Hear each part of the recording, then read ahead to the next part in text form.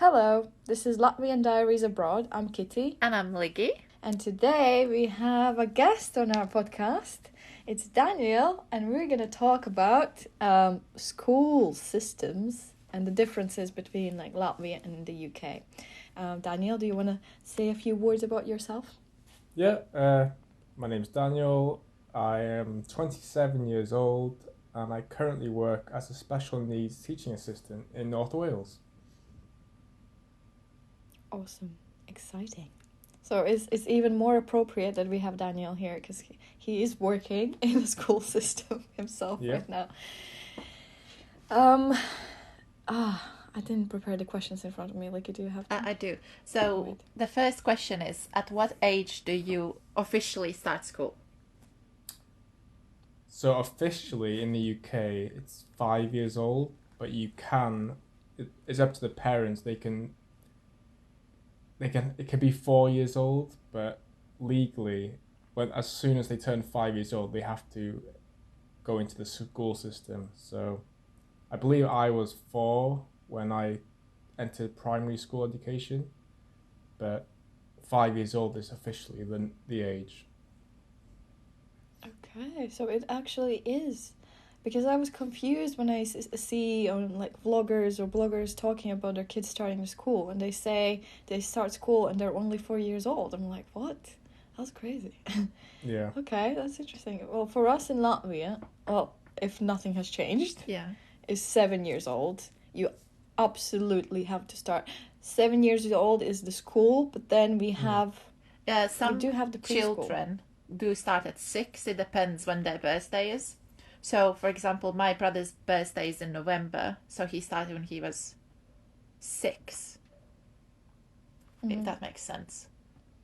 So you can have two people in the same class so for example, both of their birthdays are in November, and they have a year difference, which is crazy to me, because in my class it happened. There was this girl who was a year older than this guy because they had the birthday on the same day. But yeah, you basically start school when you're 7, unless your parents decide to send you when you're 6, if your birthday is at the end of the year.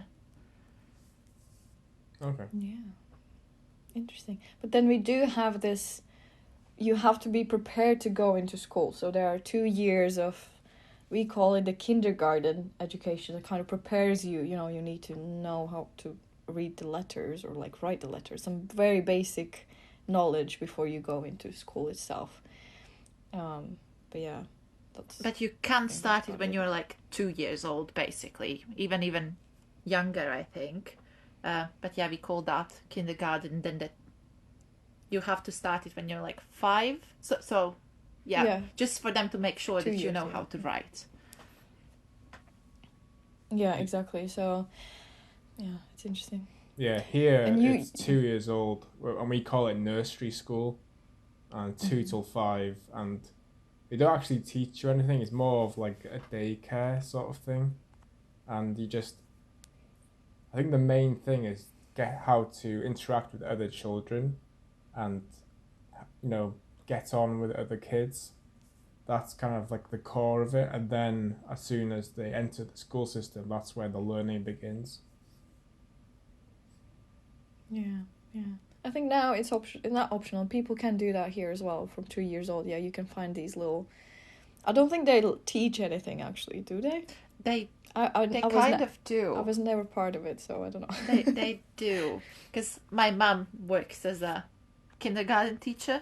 Well, she did, and they have to have science, but they're basic lessons. So it's science, where they talk about nature and leaves, and then it's language, where they try learning how to but it depends how old you are, but they start learning how to write letters and how to pronounce them, and maybe they will start learning how to read, and then simple maths as well. Those are the 3 subjects that they kind of teach in kindergarten, but it's not graded or anything, so it's not that strict. It's just, but then they can also just some practice. Yeah, they can tell you, oh, we don't think your child is ready for school yet, so they have kind of the power to help hold them back a year. Oh yeah, they do. And so what age did Did you go to nursery yourself, Daniel, or like the preschool part, or you did start at 4 years old? Yeah, I did.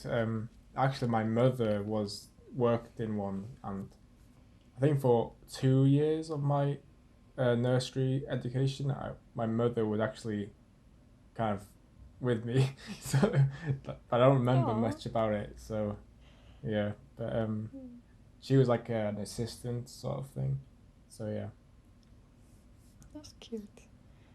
Yeah. Well, I was in the kindergarten from 5 years old. Yeah, I think I had the 2 years before school. I had to be in them, so that's why I was. Yeah, I don't know what I did for the first 5 years of my life. Didn't learn anything clearly. Sciencey at least. Just life. What about you, Liggy? I feel like I was chucked in the kindergarten like quite early on in my life. I think they pulled me out after my sister was born because my mum said I kept bringing illnesses to her, and she obviously was a baby, and that wasn't ideal. But yeah, I basically spent all my childhood in a kindergarten, and my mum worked there too, so it was convenient for her. But yeah, so to me, it's like all my childhood is like memories are basically just from kindergarten, from preschool. Huh. Interesting. Yeah, well, I was kind of wild spirit running around the garden and stuff. I don't think I remember. I don't have many memories before 5 years old anyways, I think.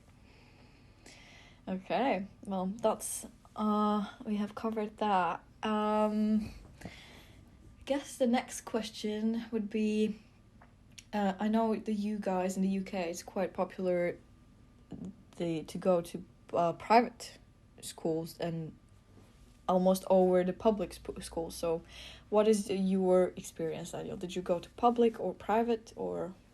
Yeah, and we in the UK we call it state school, so so the states like the government funded schools, and I looked it up, and I think it's around 95% of kids go to the state school, and about 5% go to private school.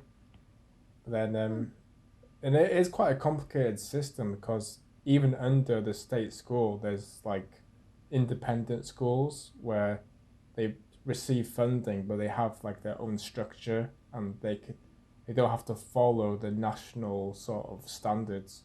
So there's a lot of like sub sections of schools, and you have like faith schools as well. So in a lot of cities where there's like one religion is quite prominent, they tend to organize their own schools. So like obviously Muslims, Jews, Hindus, they tend to prefer to have more of their own ideas sort of in their school system. So, but a lot of them do receive funding from the UK government. So, yeah, but in my experience, it was quite a basic education, like standard Welsh government funded. So,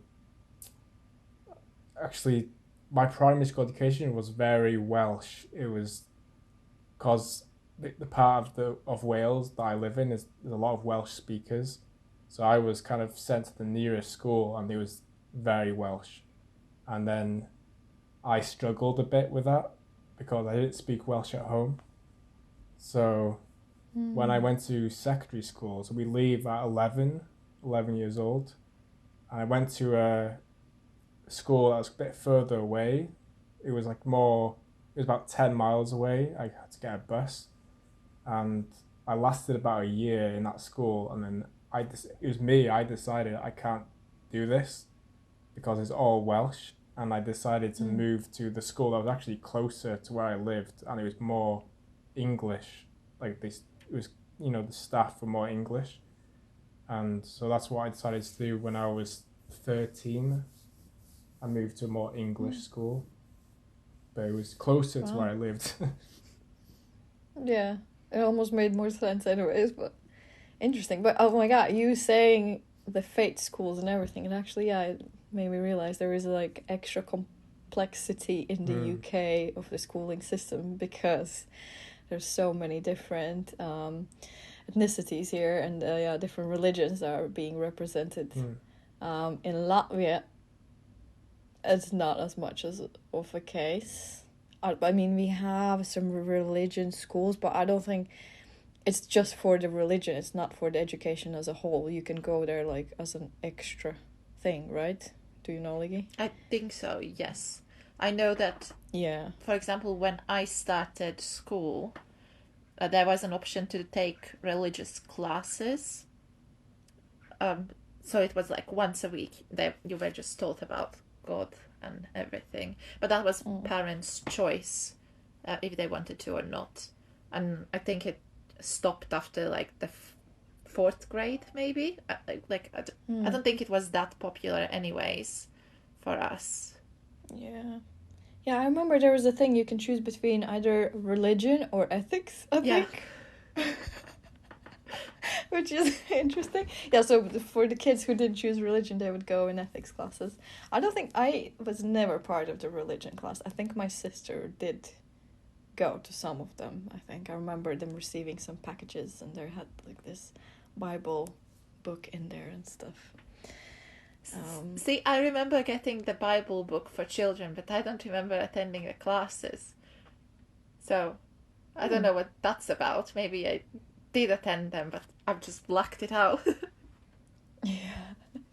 And as for public or state schools and private schools, well, I went to public or state schools. Well, I guess we can say state schools since it's the UK. Can't here. do it. So they're free. They're free education. I think for us in Latvia, the biggest difference between schools is if it's a gymnasium or not. So gymnasium is like a higher standard school. It's still like for free, and the state still pays for it. You're just held to a higher standard, so education there is slightly harder, and children have to like perform better. That's how the standard is being kept, and they rely on exams and like all the Olympiads and everything. But gymnasiums usually start after like 7th grade. Yeah. So, 5th. Like secondary school. High school. Yeah, for us, for secondary school. Yeah, but I think if Daniel said they start secondary school at the age of 11. Yeah, Yes. Was that what you said? Yeah. For us, secondary school starts 13 at the age of 13. Yeah, I think. Yeah, so the age between 7 and 13 is primary school for us, and then 13 till 18 is secondary school. But then, secondary school is either state secondary school, which is, the slightly lower grade education for some reason. But it's not always the case. It depends on the school itself and its reputation, I think. And then, there are the gymnasiums, which are higher level. And generally it's thought to be more difficult to get in, and you'll be really, it's going to be a bit harder to study. Not harder to study, but you will have to really keep up with everything and everyone to keep the reputation of the school as high as it is, That's actually quite interesting. And that's it. We do have private schools, and I think there's this new trend now that we have some international schools in Latvia. But personally, I don't know much about that. From my environment, I didn't hear or didn't see anyone that would be attending private schools, so I don't have that much knowledge about it. I just know that they definitely were, that you had to pay for it. And also it wasn't as easy to get in, I think. Yeah. Awesome. What's next? Okay, I have a point about mandatory education levels. So in Latvia, I think it's mandatory for you to finish school up until 16. Yeah, so It might be changed grades. now to 18. And then you don't have to continue studying, but now if you want to have a decent job, you definitely need to finish at least the secondary school, so it's until the age of 18. So you have to finish the 9 years, so that's Yeah. like the secondary school, and then after the exams, so I think that's A levels for you, maybe GCSEs, I don't know in which order they come. So the first exams, technically the second, because we have exams after the 6th grade as well to get into gymnasiums.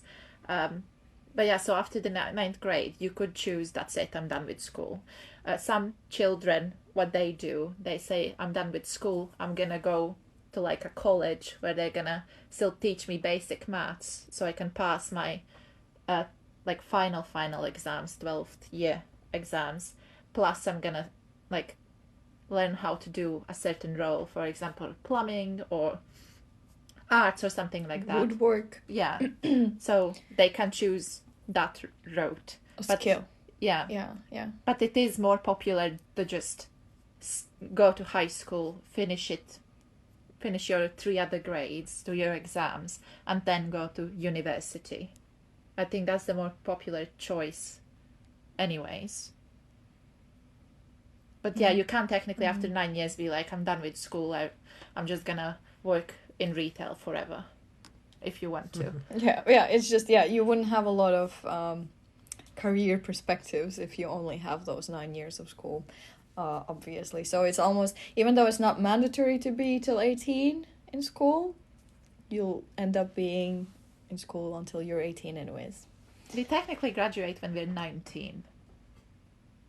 Well, yeah. Well, it depends when your birthday is, yeah. But most of the people, yeah. Well, yeah. Well, the summer I graduated, the last year of school, which was like, we graduated in June and my birthday is in August, so I was 18 when we graduated, but I turned 19 in August. And that's why I started uni here when I was 19, actually. Well, in here, most people start when they're 18, isn't it? Or something, or even younger. Okay, so yeah, that was our like mandatory education levels that are like countrywide. That are like that's just rules. Do you have something similar, or you can just choose not to go to school at all? Well, in this country, I think at some point it was 16, but they changed it. I don't know exactly when. So it is 18 now, but you have a choice. You can stay and do the 6th form, which is A levels, and that's like the logical step to go to uni. But then there's some people who choose to go to technical college or vocational college if they want to do a trade. And for me, it was kind of I went to technical college, but I did a course like computer course sort of thing, like creative media. That was what it was under, because I did that in school, so I thought I would continue that in college.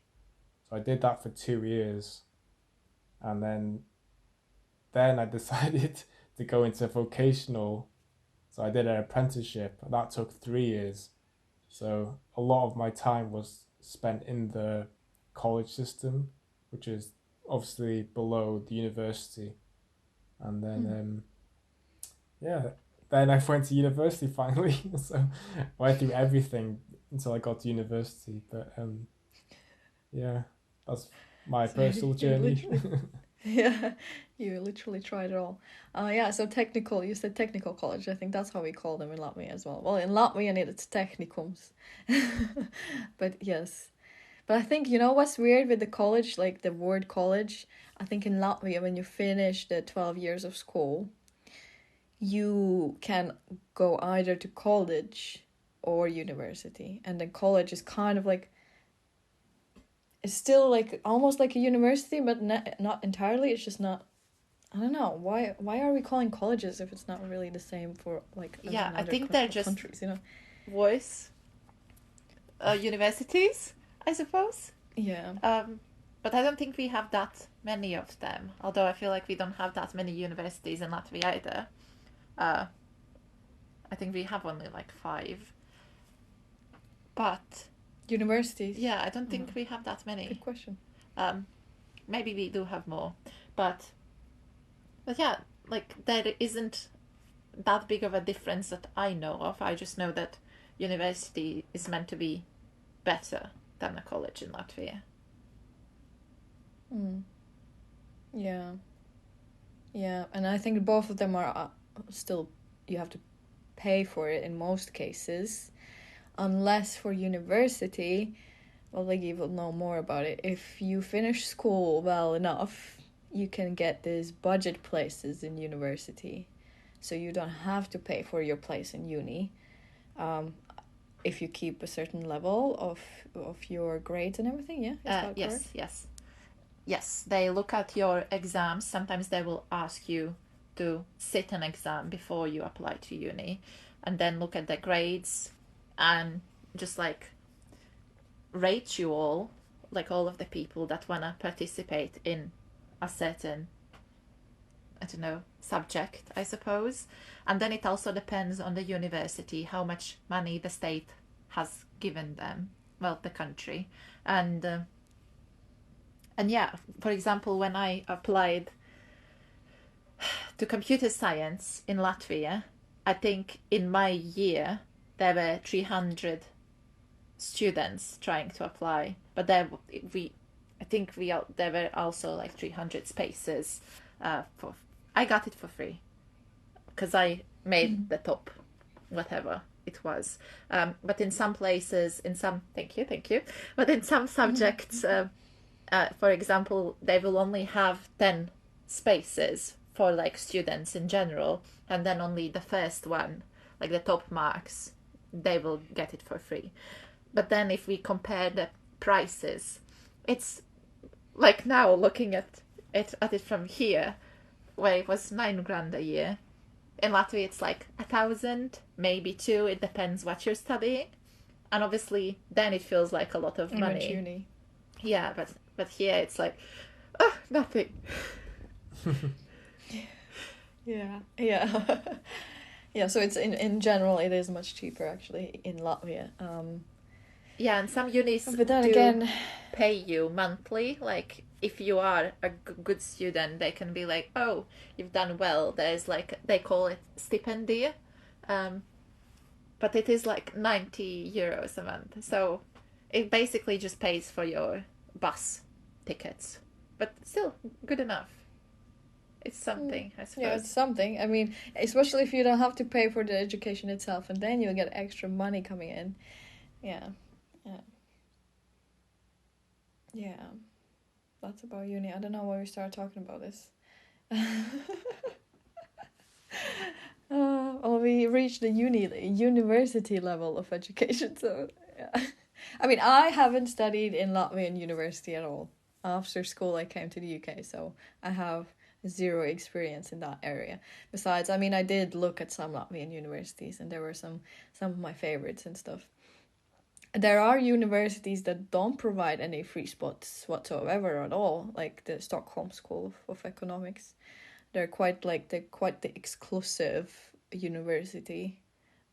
It's very tough to get in because the competition is very high, but also it's in general like you need to be good. You need to be good to get in, and then obviously you have to pay for it a bit higher rate than other universities. Yeah. In the UK, it would be Oxford or Cambridge, be like the top tier, and to get into there, you have to be exceptional or have a lot of money. Yeah. Have good connections. Oh, connections! Yeah, I think it's a big thing in Latvia as well. If you have connections, it's a bit easier on some level to do some things. There was something in my mind. I forgot. Oh well. Anyways, coming back. Oh, about university and length of university years. So, here in the UK, we have 3 years of undergrad, and then usually there's 1 year of masters of but in Latvia I don't think it's 1 year for masters, is it? I think it's another 3 years. I think it again depends on what you're studying, but yeah, I don't think it's just a year, it's a bit longer.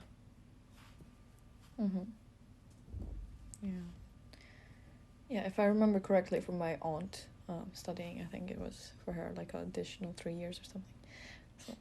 So it's actually odd, this concept that the masters in the UK is just 1 year. Well, I think there are some subjects here as well that do need a bit more. It's like 2 years. But overall, it's just 1 year. Yeah. Okay. So we're coming back to primary and secondary school bits, because I'm interested in how big are your class size, like from the time you just enter the school, I guess the age of 4, up until you kind of finish school before college and whatnot. So what is like the average class size? I don't know if it makes sense. How many people are in one class? So the average primary school, I believe it's 22 or 23, and I think that was roughly, I think in my class there was about 20, and then when you go to secondary, the average increases to about 26, 27.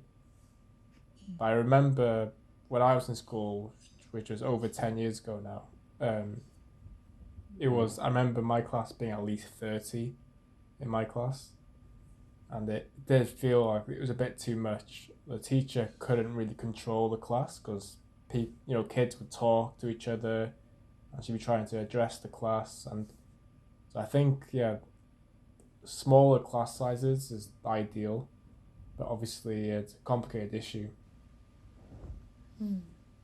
Yeah. Well, I can speak from my experience being in, what was it, 3 different schools, if I remember correctly now. I think it was, I'm not going to count my first school because it was going dead, basically. I didn't even, how old was I? I started school at the age of 7, and then at the age of 9, the school closed just because they didn't have enough kids or something. Or maybe there were some other issues, but so the class sizes there were extremely small, which I don't think is a norm. The year before it closed down, we were 5 kids in my class, but we were using the classroom at the same time as technically a year above us, and we were in total 9 or 10 kids. And I don't know how it all worked. I can't remember specifics now, but yeah, we were literally like 9 or 10 kids in that classroom. I don't know why we studied together. It's so confusing now. Anyways, it was bad. That's why I closed down and had to go to a different school where Licky was. And there, I think, did we have 30 kids? Yes, for us, I feel it was opposite. We started with like 29, 30 little kids running around, like trying to, learn and things. So I think that was rough. I know a lot of teachers quit because of my year. But it wasn't anything I did personally. But yeah, I remember it was hard, and you would get so in our year there would be 3 or 4 classes. But then again, we don't really come from like a city that big. It's basically the size of Aberystwyth. So yes. So it was around 30 kids in our class. And in the first 4 years, so primary school, we always stayed in the same class. And it was the same teacher teaching us everything except PE sports and languages. We would then go to like different classes for that. But other than that, it was the same teacher teaching us everything and us not leaving the classroom. And then it all changed when we hit the 5th grade. Yeah. And then we have to start walking around the school ourselves, changing classes for each subject. Yeah. How is it the case for you, Daniel? Do you remember Was it always just staying in the same classroom and the teachers changing, or the same teacher even, or you swapping classrooms? In primary school, it was the same teacher for everything. But then as soon as you moved to secondary school, there was a maths teacher, English teacher, geography teacher, and you would move to different classes. And in the first school I went to, the very Welsh one, you would just go, all the classes were close together, so you just literally walk across the hall and into the next class. In the second school, you had to like actually leave the building and like walk all the way across like the schoolyard to there'd be like a science building which was like 3 floors high, and I was always on the top floor, and there was like all steps, so I would have to like go from the maths department, cross the yard, go into this building, and go all the way to the top floor. So that was like a change for me from being in like a small school to this much bigger one. Wow. That actually, I want to ask a question about that. How long were your lessons and breaks in that case? So the lessons, they were about an hour long. So, and then we'd have like for lunch, so like a whole hour. So we'd have our lunch, and then we'd have the remainder on the yard just with our friends.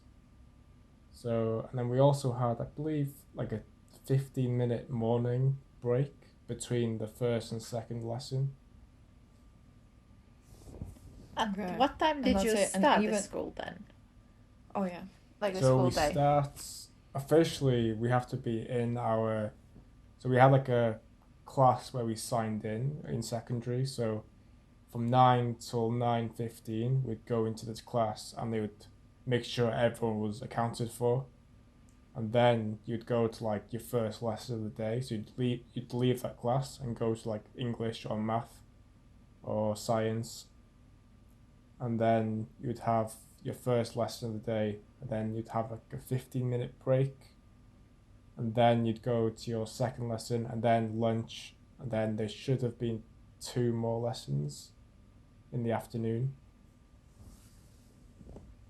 So you only have 4 lessons a day? I believe so, because it's only a 6-hour day. It's 9 till 3. Yeah. I see. That sounds crazy to me. Yeah. That does sound crazy.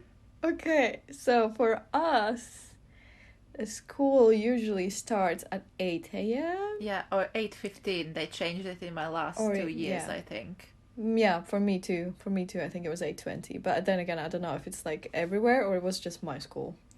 So yeah, it would start at 8. And our lessons were 45 minutes long? I think they started at 40, and then they got increased to 45 as well in the last few years for us. Okay. And we'd have 5-minute breaks between each lesson in the beginning. Really? Oh, in why my school. Why do I remember 10? I remember 10 It might have been 10, but I remember it was like very short because quick. Yeah. You have to go from get all of your things, pack your backpack, then go to the next lesson, and you already are basically late. I remember that was always the case. No, I think it was 5 minutes, because I remember before the lunch I had 10 minutes, and that felt that felt amazing. But yeah, for our lunch breaks, you only had half an hour, and in the high school we'd have 9 lessons, maybe 10 lessons a day. So we'd start at 8, and I'd finish maybe at 3:30, and then it would be all the extra activities on top of that.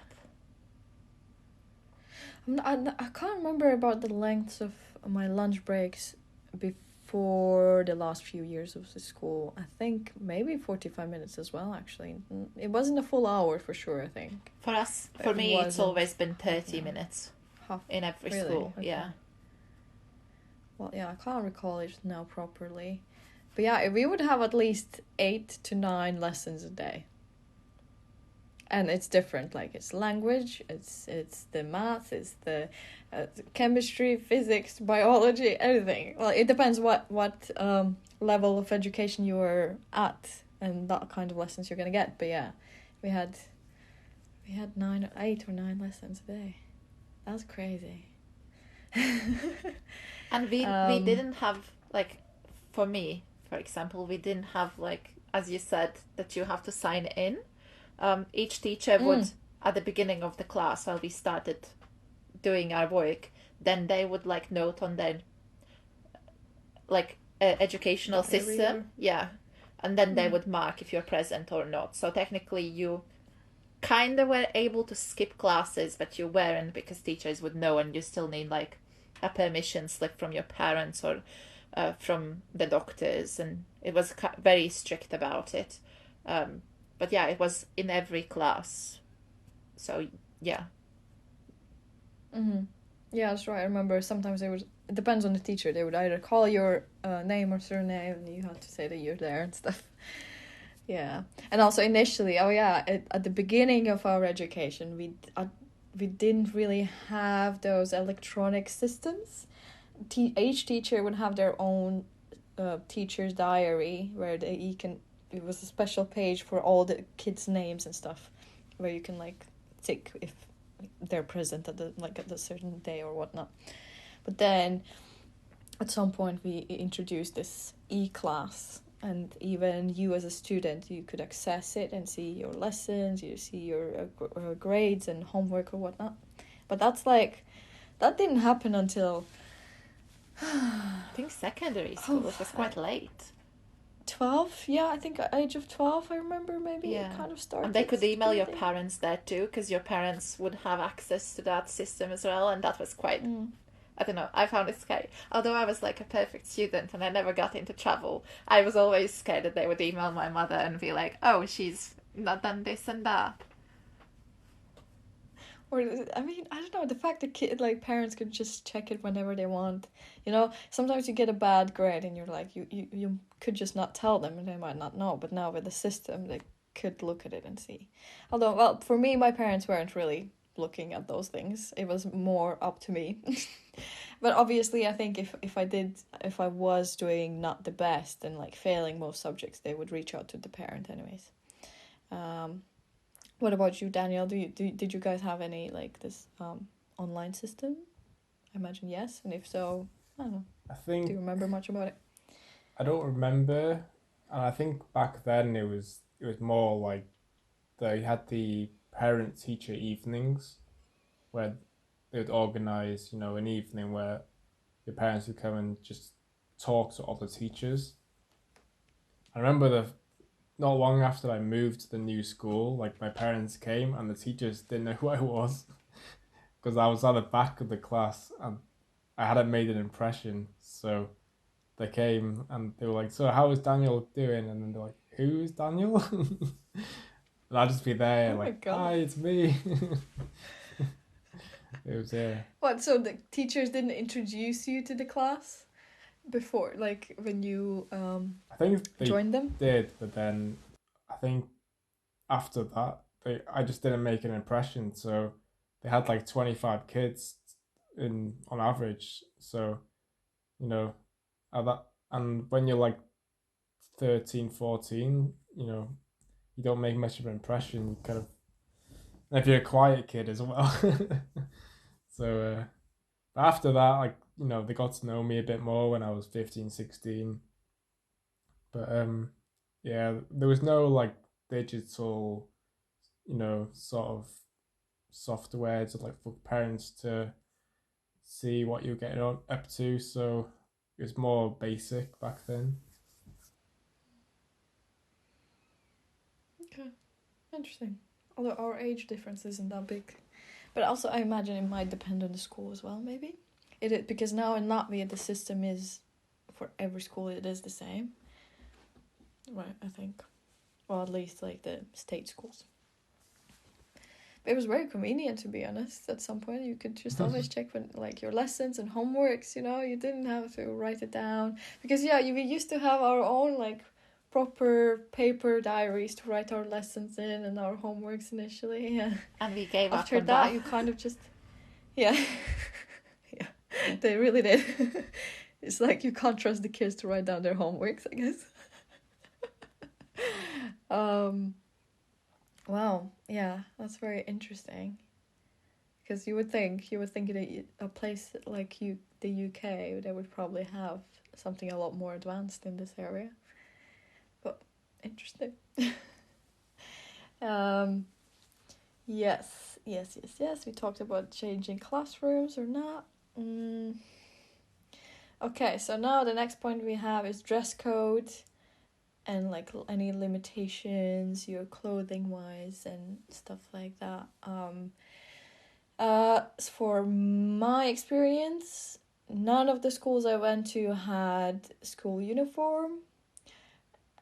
They didn't really have a dress code, but for the past, I think, 6 years of the school, they were trying to put in some rules so kids don't come to school in sweatpants and and hoodies all the time. So yeah, what about well, Liggy, you can tell your experience. I'm not sure if I know all of it. We didn't have any uniforms either. They did introduce them after I graduated, just like all the good things happen in life.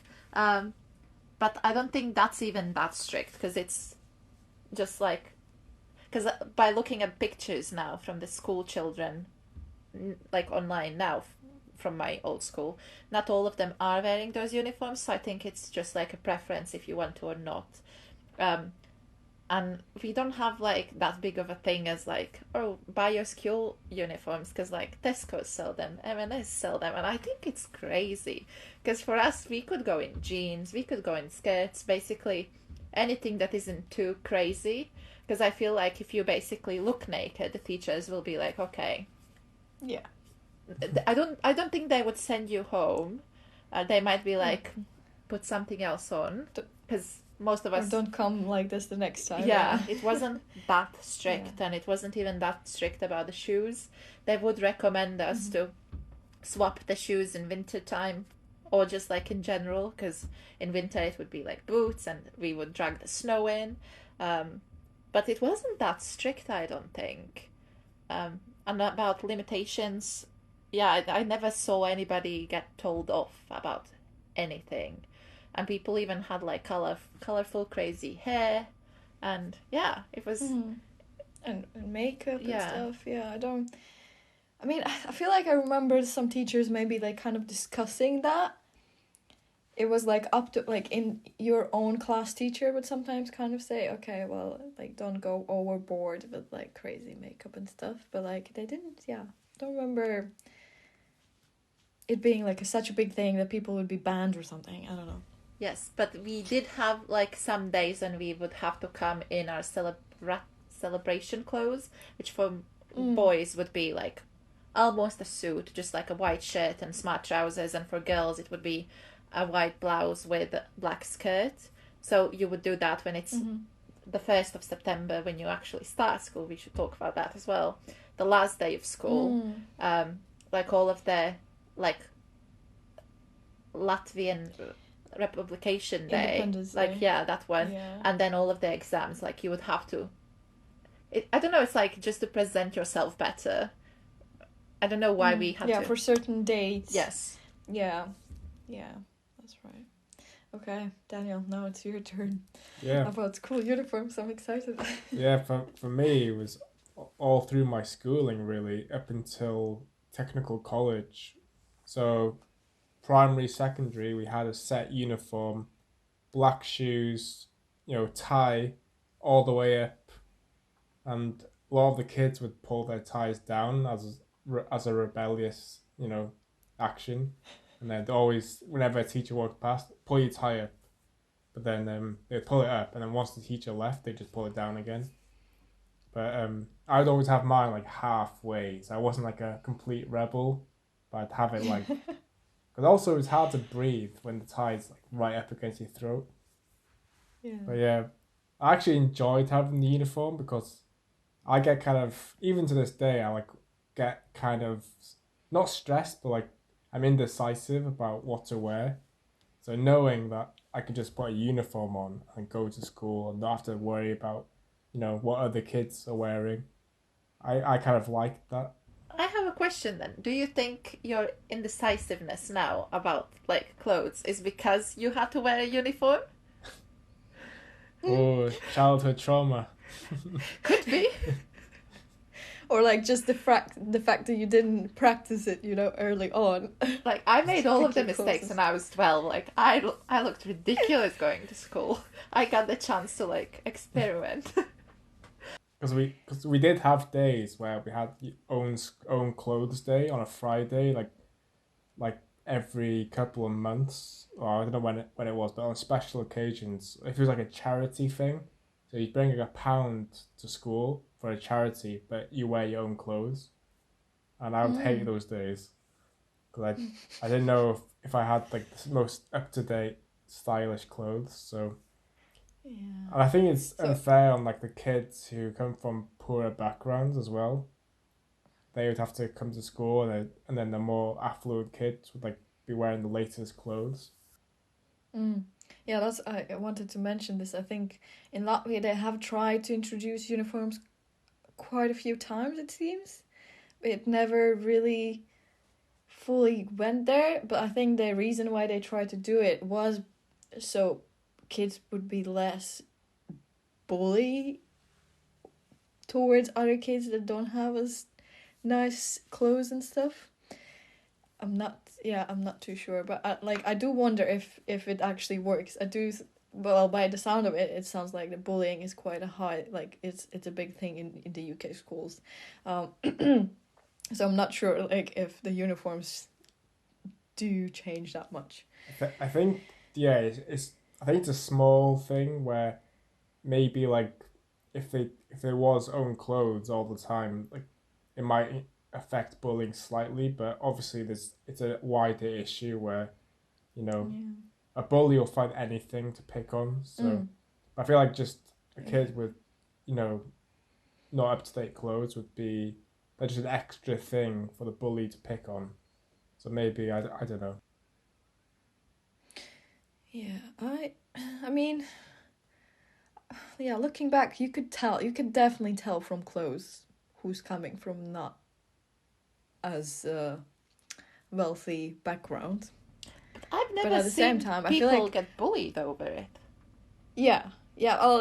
I guess Because not. I was Yeah, bullied I in don't school, but it exactly. was for different reasons, and I didn't have like the best clothing, so maybe that's why they picked me. But they never bullied me about my clothes. They always found like a different reason, and Yeah, I don't remember. yeah, Yeah, I never right. saw people I don't get remember bullied over anyone it. being bullied. Yeah, or bullied over the fact that they might not have as much money in the family and stuff. But then again, I do know that I think they were like I was a quiet kid as well, not coming from like a very wealthy background at all. But somehow, like I wasn't picked up on those things at all. I don't know. But there were some kids that were even more quiet than me, that they were a bit more bullied, I guess. But I don't know if it was the clothes. If it wasn't the clothes, like I think overall, if you look at the children, no one ever looked like really, really bad. In a sense, the clothes were okay. They weren't like yeah, they wouldn't be with holes and stuff. Like it wouldn't be such a big I don't know difference on some level. It's hard to explain. Um, okay, okay. Oh, I wanted to ask about the uniforms. So, did these schools have their own special uniforms that you can only get from a certain place, or you could like as Leah just mentioned the Tesco's and stuff is selling school uniforms, so you could buy them anywhere, or did you have to have like a special? From what I remember, it had like the school logo on it, and it was like it was like a dark green jumper, and then the trousers could be like grey or black, like it doesn't matter. But as long as you had the jumper and the school tie had like a green stripy pattern on it, so I remember going to like it was like this small clothing store that sold them that we went to. So I don't remember getting the uniform from like a big store. It was from this small store in the towns Yeah. that I lived in. So just trying to remember if we got it from anywhere else. And no. And I remember one thing, this might annoy you, but with the boys, they could wear shorts, but the girls couldn't wear skirts in the summer. Really? Which is a weird rule that was in place. So what, you all had to wear trousers all year round? But besides boys. But boys could, when they got warmer in the summer, like close to summer, like boys could just switch to shorts and they'd be running around the yard in shorts, and the girls had to wear trousers still.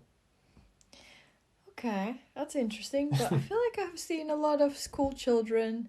There are girls that have skirts now. So I wonder, like, Probably has changed. But yeah. that was just where I went to school, and I remember that staying in my head, and I was like, why? That's actually horrible. Why can't girls just wear shorts? Like, you know.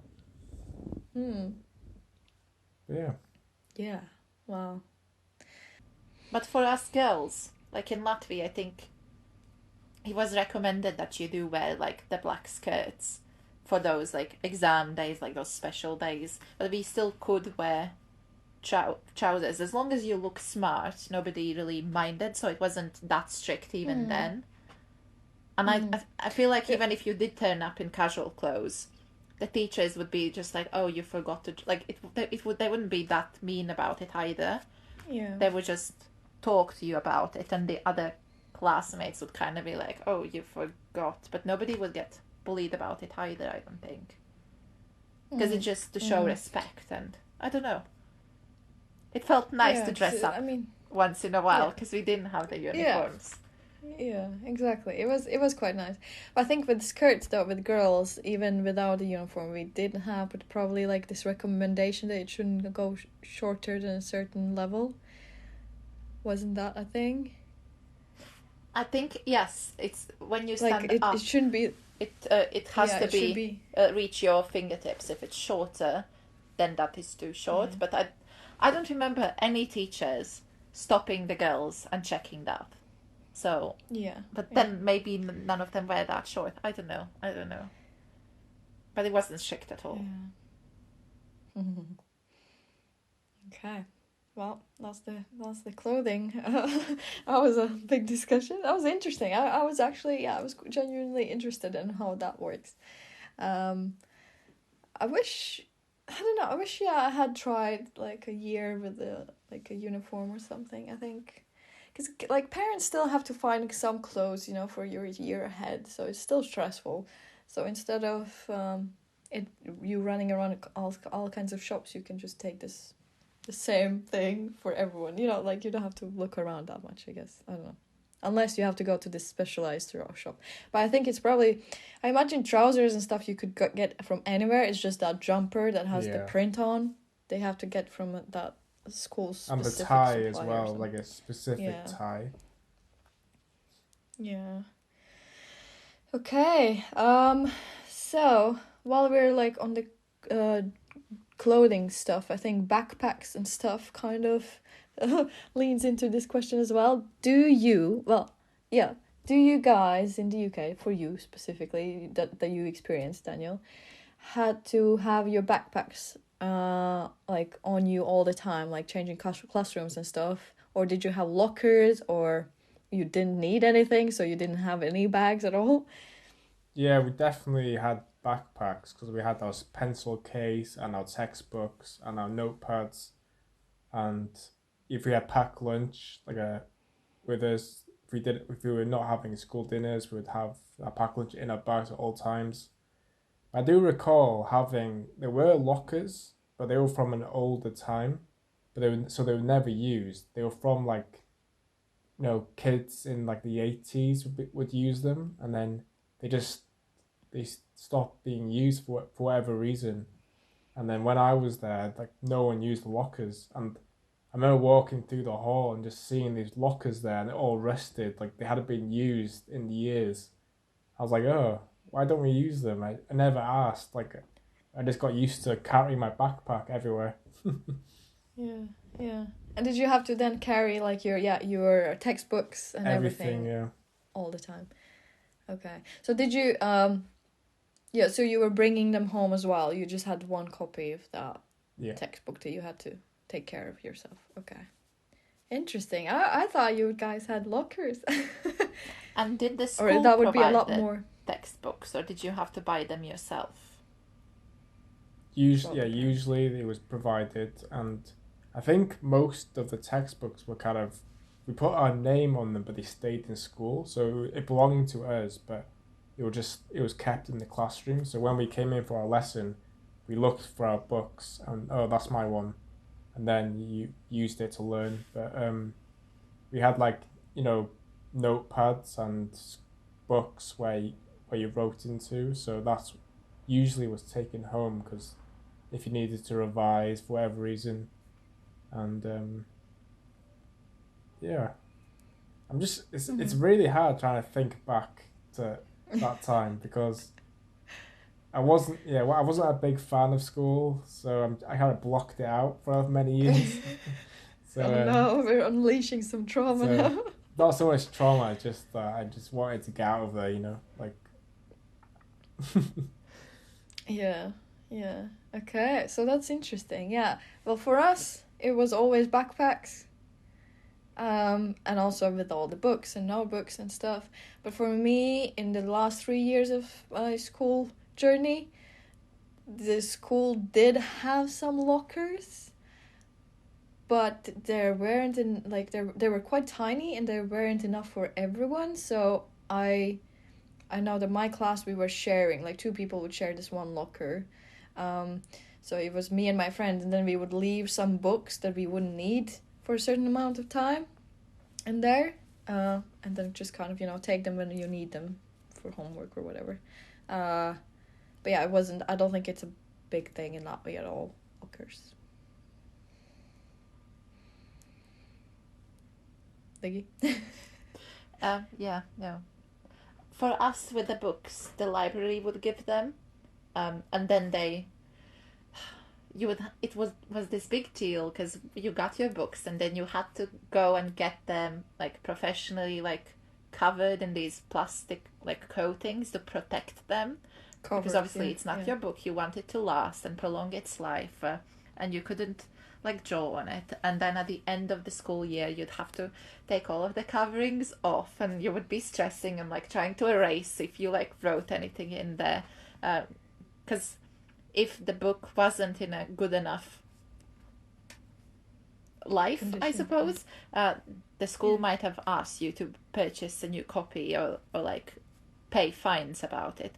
But I think the only books that I did have to buy myself was for English, because we had to write in them. So I remember that felt expensive, having to go home to my parents and be like, oh, by the way, you have to buy these 2 English books, they both cost 20 euros, thank you. So that was, I remember that was like a big deal for us because my family also was never like well off. So yeah, but that was, I feel like, the only book, like the English books that we had to purchase, and they did last like 2 years. I don't know. Wow. Can't remember. I mean, I actually put that question down because I remember earlier on when we started studying, I think our parents had to buy books for us, even like just the general books and everything, and then people started going against it and like complaining that it said that education is for free, but it isn't if you have to buy all these books every year.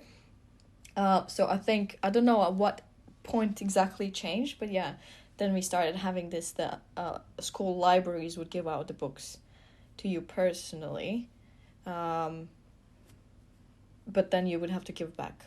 Yeah, you would have to give them back, and obviously they have to be in a good condition and everything and whatnot.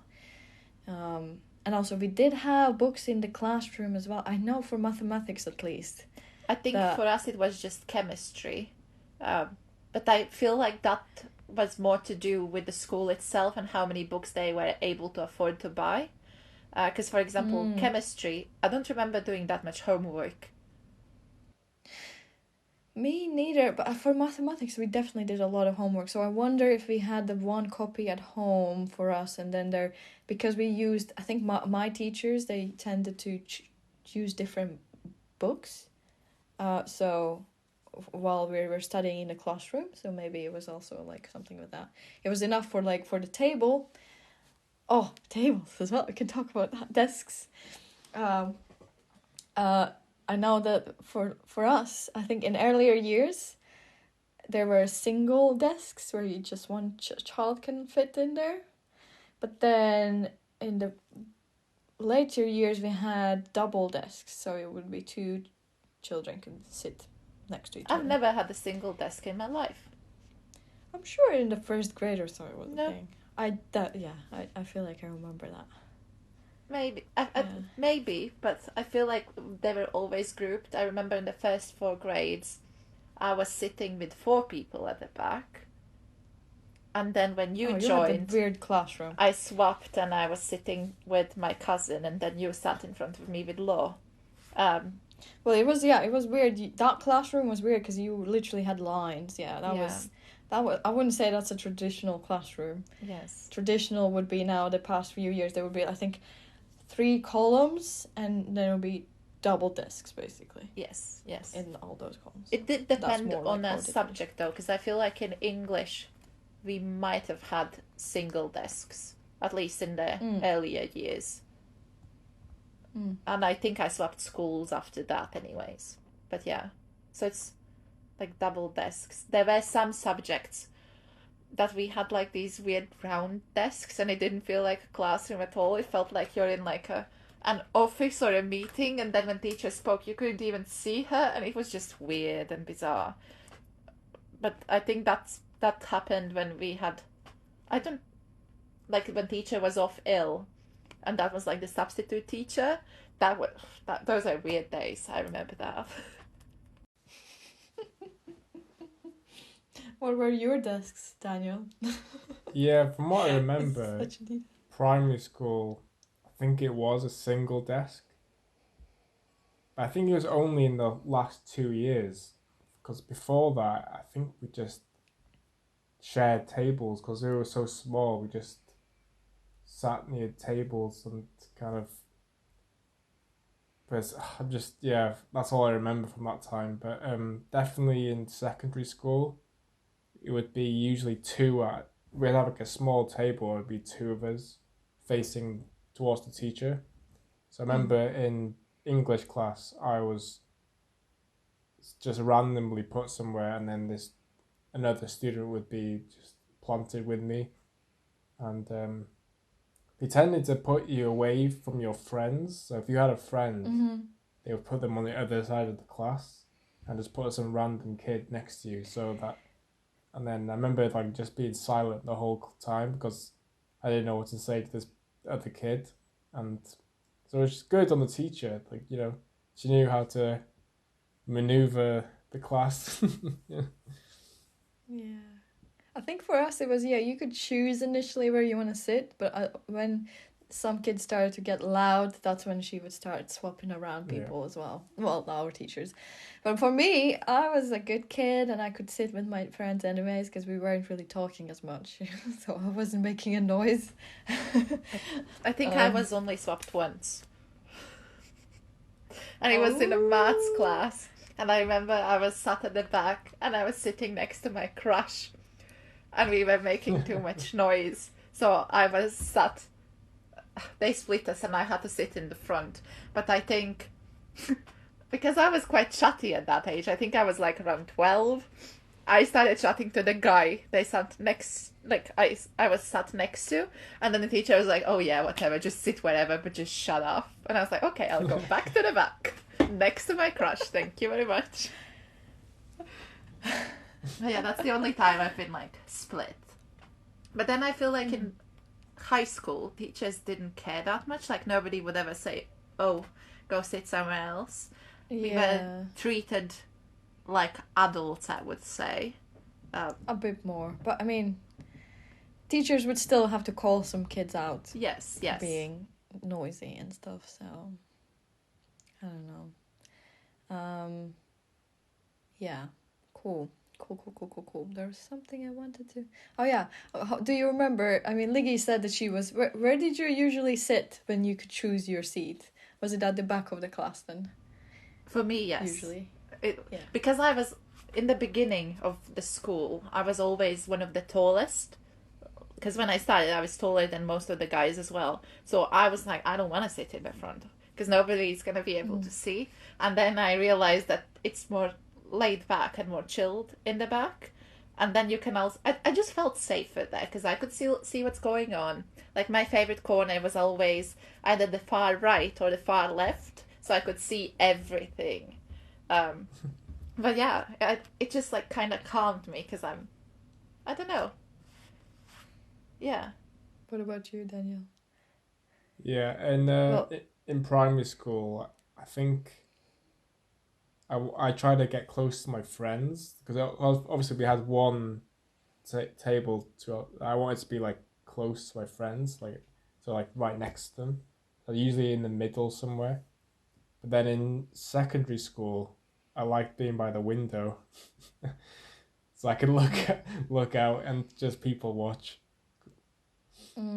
But Yeah. that wasn't good for my education because instead of focusing on what was happening in class, I'd be turning my head to what's happening outside. Yeah. That's cool. Although, yeah, I used to... I don't know. I definitely would always want to sit by the window, but I think other people kind of take those spaces. Initially, I would say I was similar to Liggy. I would always try to sit somewhere a bit further away from the teacher because I was scared of the teacher. I didn't want to be in the center of attention. I didn't want anyone to pay attention to me. I didn't want to be called out. I just wanted to be far, far away from everyone. But I don't think I ever sat very back far anyway, so I would always be like a bit in the middle, closer to the back. But then my vision got really bad, and I realized I'm blind, so I started to sit at the very front just so I can see always what's written on the board, because it was not great. So yeah, for the past years or so, even though I got my glasses and everything, I still sat at the front just in case, because especially with the new boards, the electronical ones, sometimes the text would look very like weird even from a distance with my glasses on, so I was like, it's safer to sit close to the front now. Fun times. Okay, we have covered a lot of questions actually already, but I think I still have a lot of points. I feel like we skipped out on like the most important one. When does the school year start for you? Oh yeah. September. Is there any specific date or? The first week of September. So whenever the Tuesday lands. Tuesday? Oh, so first Tuesday of September, is it? Because the Monday is like a teacher's training day in a way. Like the teachers and the staff come in and they get everything ready. Like they immerse themselves, they catch up with everyone, and then the following day, all the little brats arrive. So yeah, that's interesting. He's got themselves ready. And how long does the term last then? Usually, like when do you get breaks? When do you break for, for summer? Like holiday, yeah. Yes, or like for Christmas or just in general. So like how often do you get breaks from school? So yeah, there's a half term in late October. So that's 1 week, and then they come back, and then there's the Christmas break and I think middle of December or near the end maybe. So we get 2 weeks for Christmas, and then they come back in the new year, and then there's another half term in March, and then for Easter. How long is that? That's a week, I believe. I believe it's a week, and then or maybe 2 weeks because of the Easter holidays, it extends it. And then where are we? There's another one in May. There's 1 week in May where the school breaks, and then they go into the final term, and then usually end of July is when they break for summer, which is a 6-week break. Okay. So in Latvia, school always starts on the 1st of September, unless it obviously falls into a weekend, then you're gonna start the school whatever day it is. But on the 1st of September, it's not really a school day, so everybody comes dressed up in their smart, fancy clothes. We meet in a classroom with our like class teacher. We always get them flowers on the 1st of September. Always. I don't know, it's just a tradition. And then we just talk about what's expected from us in like throughout the year, and we have like this like opening ceremony where like the school director like just says their speeches and there's people singing and it's like everybody walks in school together and it's like quite nice. So that takes maybe like an hour or two and that's it. That's like our first day of school, and then on the 2nd of September, then that's when it kicks off. And then we have a week off, usually at the end of October. Then for Christmas we break for 2 weeks. Then I think we have a week over Easter period, like somewhere in spring. Yeah, around Easter, I think. Yeah. And then the school ends on the 31st of May. So that is also like the last day of school. We come again, fancy clothes, flowers for the teacher. And then again, it's like this big like ceremony where we like, but then like they There's give songs, choirs are but singing. they give out diplomas to like the good students, and like because my school introduced these like silver and golden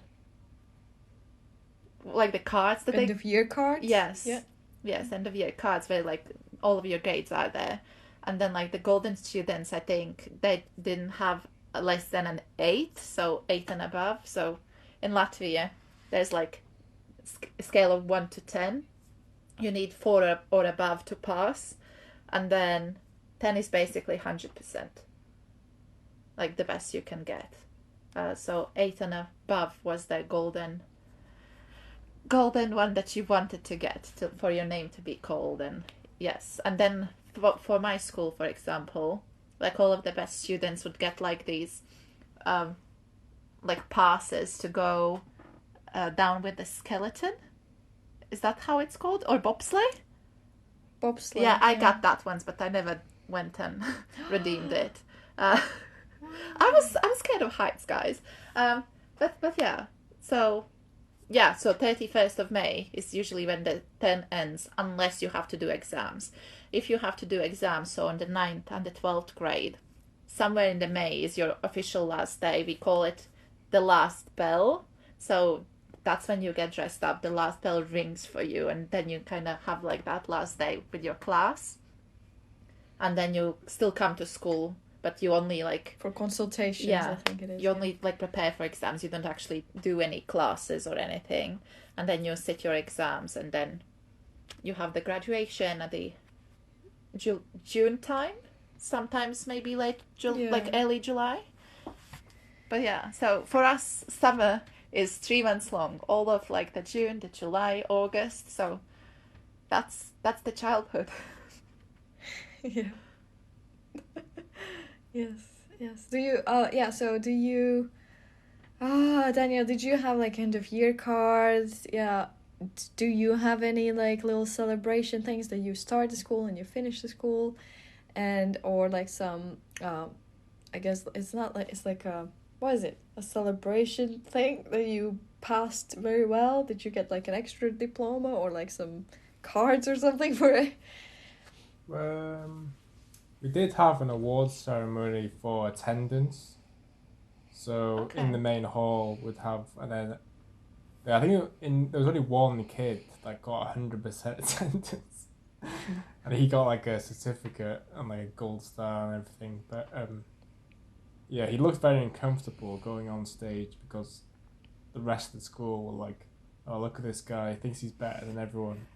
But just that he was lucky. He wasn't ill once. Like, you know, I was ill like 2 or 3 times because, you know, you just get ill as a kid, and he was just. I think he was lucky not to be ill. But I just remember that. I remember feeling sorry for him, even though he had this big achievement. I feel like he was picked on for that. You know what I found a bit dodgy now thinking back on my life in school? So for us, attendance was also like a thing. And my cousin actually achieved 100% as well. But that was because she hated the attention. So she was like, if I'm not there, people are going to call out to me. But for me, I missed out on lessons just because I went to like Olympiads and things, like extracurriculars. So I had to skip classes. So that meant I couldn't be in school for the like regular lessons. So I don't think for me it was ever achievable, even if I hadn't been ill at all. Isn't that crazy? Smart people suffer. I think I find it weird that they awarded the 100% attendance. Like, it's a weird thing to focus on. Well, I rather shows like dedication. Yeah, no, I mean, I guess, but I rather like the one that you guys had, the bronze, silver, and gold end of year cards based on your marks. That kind of shows a bit more, doesn't it? Like that you actually are like studying harder and getting better grades and whatnot. Interesting. Well, for me, I don't think we had this division, but in one of the schools I went to, they had awards, separate awards based on your grades and like levels of grades each year. And it was called the owl, because that school had a specific symbol which was an owl in the book, so that's why the award was called the owl. And there were levels, I think, maybe similar levels to bronze, silver, gold, depending on what grades were you getting, or what was the average grade you got overall in the year, and then you could get some. I think I did get one of those, thanks to my friend, because I was not very all about getting good grades as much, but yeah, that's very interesting. That's very interesting. I keep getting some thoughts while I'm speaking, and then I forget about them as soon as I have finish. a question while you're thinking. Did you guys in UK have any like of Olympiads or something? Like, yeah. Well, sorry.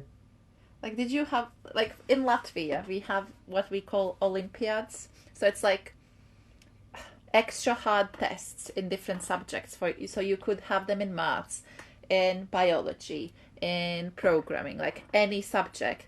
And it would go in levels, and then you get to the country, like the state. And then if you succeed in that, you can qualify for world championships. Is that a thing here? I think it is in some schools, but not in my school, because, my school wasn't the best. So that's not the sort of thing we would do. Okay. Yeah. So for us, I think everybody could try out their luck, at least in the like city-wise. It doesn't matter what school you're from, and then if you do well, you automatically get like pushed to the next level. So I participated in a bunch of them. I was just a little nerd. I loved school, so I did everything I could. I think it also depended on the teacher. If the teacher was like wanting to get some kids out there, that's why you were more likely to go somewhere. I did participate in 1 or 2 Olympiads as well. I mean, I didn't get any very, very far away, but but I did get somewhere. That was really good.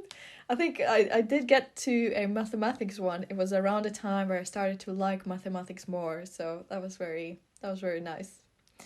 Yeah, and I remember what I wanted to say. You said that you got a voucher to go down with bobsleigh. But that is like for the context. It's very specific for the city that Ligi studied in, because in Latvia, and I think it's also even in Baltic states, that is the only what is it called, bobsleigh track in the Baltics, and because it is one of the things in Olympics, it's quite a big thing. But yeah, like if you studied somewhere else, you probably wouldn't get that because it wasn't in your city. But yeah, that's a little note. Okay, let's see what else. Did you guys have swimming lessons? Yeah.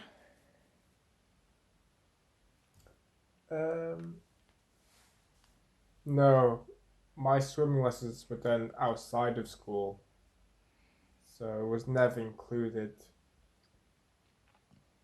Maybe primary school, because we were so close to the sports centre.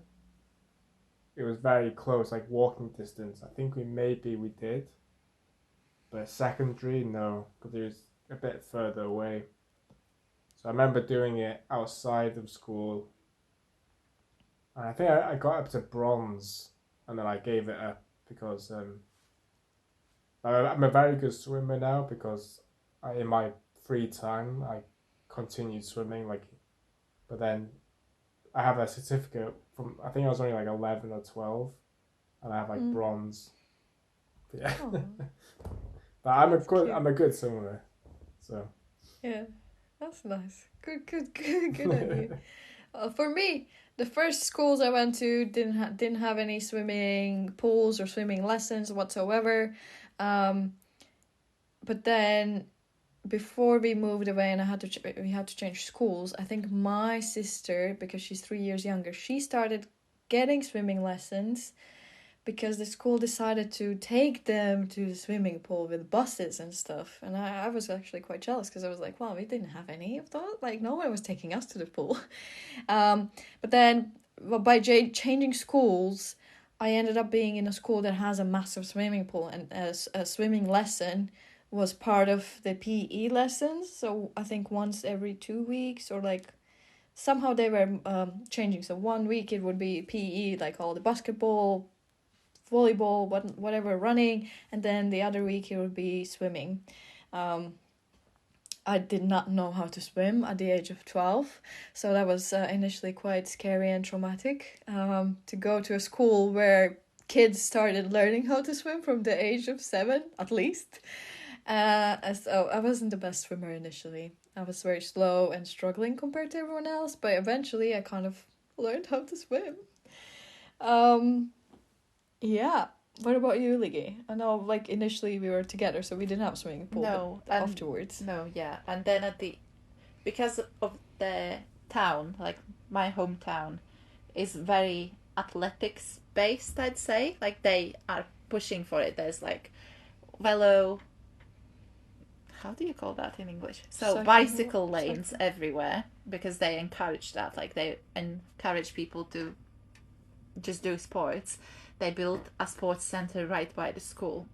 And so for me, it was my final year. So I was already 18 when they decided, hey, we're going to start doing swimming lessons. And because it was just built and there were so many schools that were going to it, we only were able to do it for 2 or 3 months, like my class, and every other week as well. I didn't learn how to swim. I even had a drowning experience. Wow.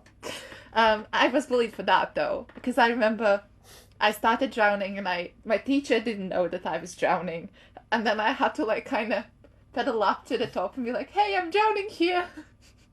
And she had to jump in and like pull me out, and I thought that I was quite lucky because I went last and only my friend Law was there. But turns out some guys had like snuck there to just like check out how we're doing, and they saw me drown and they told the whole school. And then after my lesson, obviously I was crying, I thought I'm dying, like I was not okay. The whole school, as I was walking, they were like, so you didn't drown then? And I was just there like, I was bullied for that, and I hated it. So God. That put me off swimming even more. And that even gave me like PTSD when I was showering for a while. Like, I just could not deal with water. Like, it was traumatic. But I still passed swimming somehow. I mean, they still gave me a grade 7 in it. Wow. Which I don't understand how. Because, like, I should not have passed. I clearly failed. But, you know, I don't complain now. But yeah, I still haven't learned how to swim, sadly. But now, like, the younger children, they obviously have better choices. Not choices, but the means to do it, because the Options. sports center is there and they can start from a younger age, not when they're 18 for like 2 months. And I feel like because we were like the first class to do it, the teachers weren't quite sure how to teach us. And I never felt quite safe because there were like 30 of us in the pool, and there's just one teacher and one swim guard. I never felt like that safe to learn because I was like, I'm 18, I can drown, and I did. Shit. But also, those swimming pools, they would be like proper swimming pools.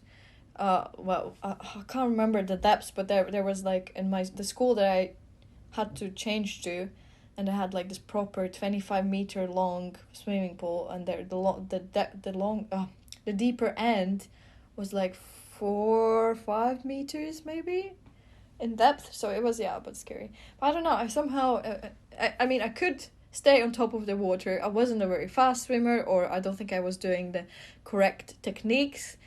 But because they didn't really grade us as a separate thing, at the end of the year you would just get PE grade instead of swimming or PE. So I don't remember specifically how well I did or didn't do. I know I was always the slowest, and also the fact that I have glasses, so I would have to go in swimming pool without glasses, so I couldn't see as well. So it wasn't the best experience either. It was always awkward. Until we realized that because girls, have periods and stuff, you could tell teachers, oh, you have a period that week, so that's why you're not swimming. But then me and my friends started to abuse that system at some point. So, yeah, it was good times. At least I learned how to swim eventually. I'm jealous. Yeah, but because for you it just came very late. It's not like it's not even your fault. I think if it wasn't for the school, I wouldn't have learned how to swim either, I think, until like I had to do it. Well, yeah, that's for swimming pools. But I also want to say, oh yeah, did you guys have, I assume you did, like school buses, and how far would they go, or like did you use school buses or no, or was it just the public transport that you used? For me there was a designated school bus, and for primary school, because I lived very close, obviously at a very young age I was either driven or my parents would walk me. But then once I was 8, 9, 10, they I'd walk by myself, and then my little brother as well, who was 3 years younger than me, he would walk with me eventually. But then in secondary, so because the first school was 10 miles away, I'd have to get quite an early. It was a school bus, but it would stop in every village on the way. So I was like the furthest away, so I had to go through all the little villages to get there. And then when I moved to the closest school, I had the option to get the school bus, but I'd have to pay because you had to be so far away from the school to get free school bus. And because I was like in the same town, I could get it, but I could also walk, which would take about half an hour. And eventually I decided for exercise I could just walk, just set off earlier and just walk into the town. It'd take about half an hour. There was this big hill as well, so you'd get to the town and the school's on the top of the hill. You had to go up this windy hill all the way to the top. But it was good exercise. That's true indeed. For me, the first school, the one that eventually closed down, I literally lived next to it. So it wasn't a big issue. Then the second school where I met Liggy, that was a lot further away initially for me. And I think we were taking, well, my parents would, or like my mom's, like my aunts or uncles would take me to school in the morning with the public transport or sometimes walking. But that was a far away. I think it was probably it must have been mostly buses though. But I remember walking, for sure we were walking home from school, and that was a long walk. That was definitely like an hour walk. And then we moved house, but I stayed in the same school, so we were closer. And then I think it was like a 20-minute walk, I think. And my sister was old enough then as well, so we would walk together. And I would meet up with Liggy's cousin sometimes on the way, because we were taking the same path or something. Yeah, and then the next school I went to, sounds like I changed schools because I had to, okay? Not because they kicked me out. FYI. On that school, they had school buses, thankfully, because the little village I lived, it was relatively close to the school, but it wasn't close enough for you to easily walk. I would have to walk on the highway or something if I did want to walk. So thankfully they had school buses, but similar to you, it was coming quite early just because it had to go through other villages. So I think it was coming around 7:30ish for us to be in school for 7:50 or 8. Probably 7:50, because I think, or even before, maybe it was 7, and then 7:40 we were there. And because I remember sitting in the school's cafe before the school would start and do some homework, just because you just didn't really have anything else to do before school starts. And then my last 3 years of school, I chose to study in the Riga center, and I was taking public transport. It was for free because all Riga students have free access to the public transport. Something like that. That school in Riga didn't have school bus, but because Riga students could take any public transport. So. Okay, interesting. Do we wanna? I have like 3 points still, but. No, 2 points about schools, and then it's more like a finishing line. So let's just go quickly. We already mentioned something about after-school activities, but we didn't really cover it. So in Latvia, we have all kinds of after-school activities that were happening in school.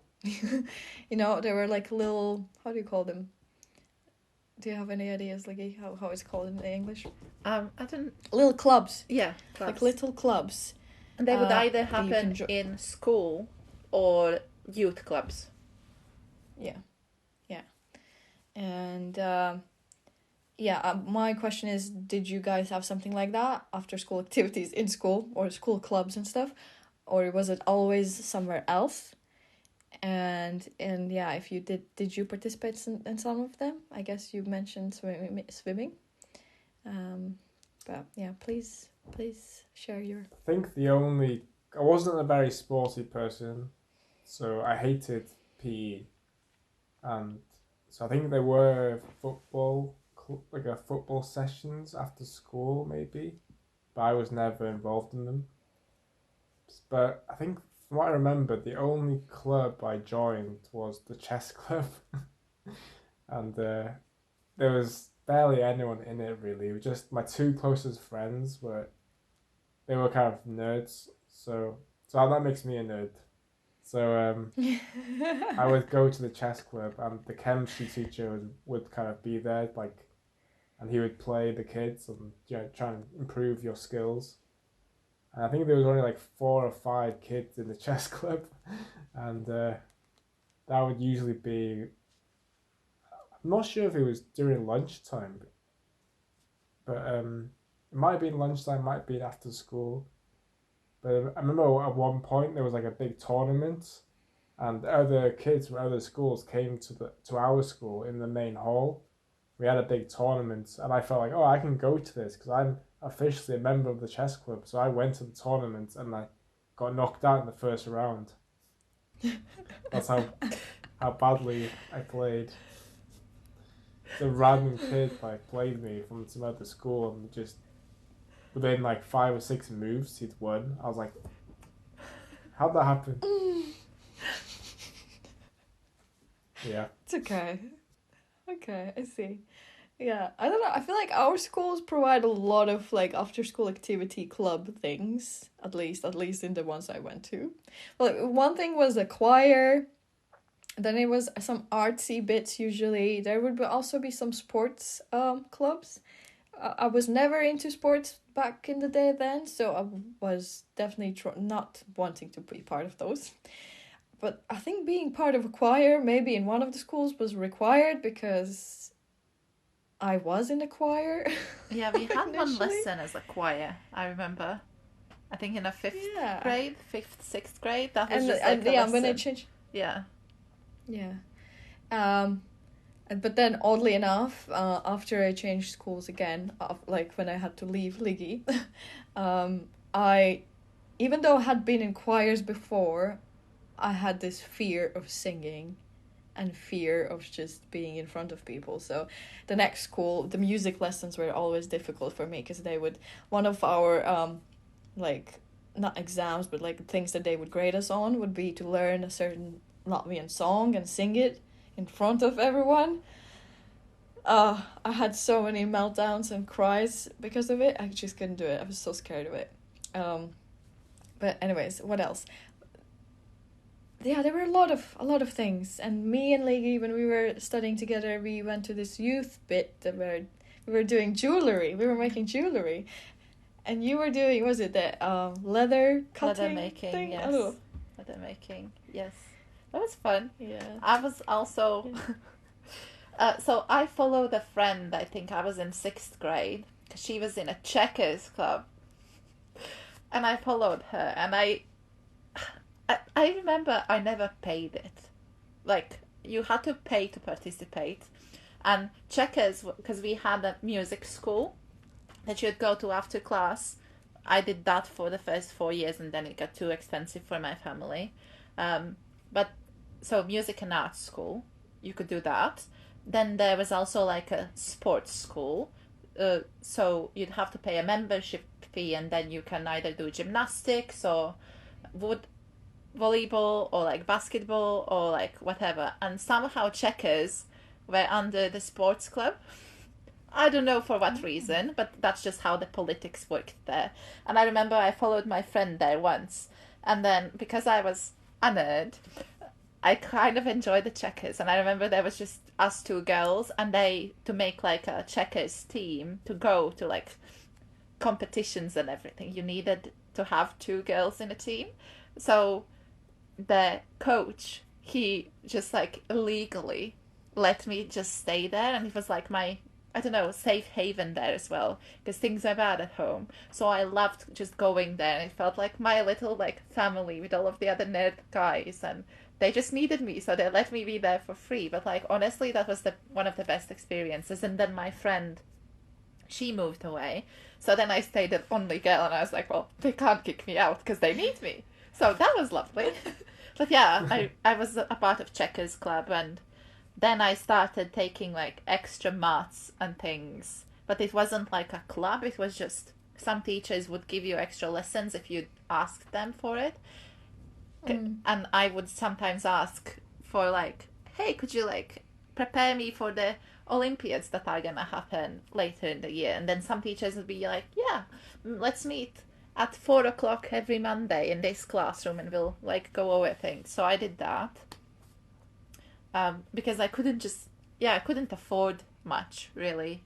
And then I remember Kitty and I, when we were like 16, we started going to these free maths classes that happened once a month every Sunday in the capital. Like a higher maths though. Yeah, so it was like the Olympiads maths, but it was so interesting, and they provided like cookies and tea for free, and it was just the loveliest of Sundays. I was there for the food. I was not that good for math. I mean, I was excited initially, but then when we went, I realized I am not. You were called in front though once, and you had to explain to people how you achieved something. It's fine that we like both worked on it, but you got there, Kitty. Yeah. And then we did... Well, you got me there. And then we did law for free as well. Like, I don't know, Kitty just found like these free classes how to do them, like in Capital once in a while, and we just went to them because we were like, we applied, exciting. We did it, and we got the certificates in the end, and it gave us something to do. It was good because if we wanted to study in that uni afterwards, I think they would have liked it as well. Mm-hmm. Yeah, universities were providing these, like this mathematics and this other law thingy. But yeah, overall, I think there are a lot of club things that school provides for free, unless you want to go to like special arts or sports schools, then you have to pay extra. I did go to art school for a year, but then it got expensive, so my parents couldn't afford it. So, yeah. But then later on, like in this other school, I participated in all kinds of clubs. I was in floristics, is that a thing in English? Where you put like the flowers together nicely in a bouquets, or like make some DIY stuff we were doing. And then I was in like a career club with just me and my friend. But the teacher, she was really lovely. I don't know, she always drank like this coffee. Her office always smelled like coffee, and it just felt so nice. And we were doing all kinds of like personality tests. At which point I realized I'm an introvert and I don't like that. Then I was part of geography club. No, I have zero memory of what exactly we were doing for most of the time, but there was this one time where we had to create our own like board games. So me and my friend did that, and also participated in this competition where everyone presents their games. Well, we didn't get anything because our game was way too complex, and just, yeah, it was a lot. But yeah, I think, then I've been dancing a little bit as well, the traditional dances for a year as well, because, well, previously the school didn't provide a club like that, and then that one year we tried to get into the song and dance festival, but because of that year ended and we didn't get in, so they didn't continue the class anymore. So there were all kinds of stuff that were mostly for free. I don't remember paying for any of them, besides that, well, art school was paid thing. But I don't think we didn't pay for the jewelry thing, did we? We did. We did? We did. But it was it was kind of cheap. I think it was like €1. Like, it was very cheap. Yeah. That's why we were able just to for go like to material. It. Yeah. Oh, yeah. Maybe, yeah. But yeah, I remember you had to pay for everything. That's why I never actually participated. Yeah, couldn't go anything, yeah. Because I remember there was one about pets, and I was like, oh my god, that would be so fun. You'd get to play with dogs and everything. And my mother was like, no, we can't afford it. And I was so sad. That's why I was so happy when I went to Checkers. The coach was like, no, it's fine. Like, we never even talked about it, so I was never weird. Officially a part of it, so I could never, because you could graduate the sports school, but I couldn't because I was never officially a member. Yeah. But I was still like taught properly, and I still participated in events, and I got medals, so I was happy. So yeah, you got what mattered really, didn't you? But I am very surprised the school didn't provide a lot more free things, because that school where I went after, they had a lot of free clubs and whatnot. Maybe, well, then, for example, the floristics one, you had to bring your own materials. Although the teacher would have some, but like she would recommend that you bring your own as well. Yeah, I don't remember paying much for anything else. And the dance thing, like the traditional dance, obviously you had to have the special dance shoes and stuff. You had to provide them yourself. I think the actual traditional costume, I think it was mostly provided by someone else for the specific occasions.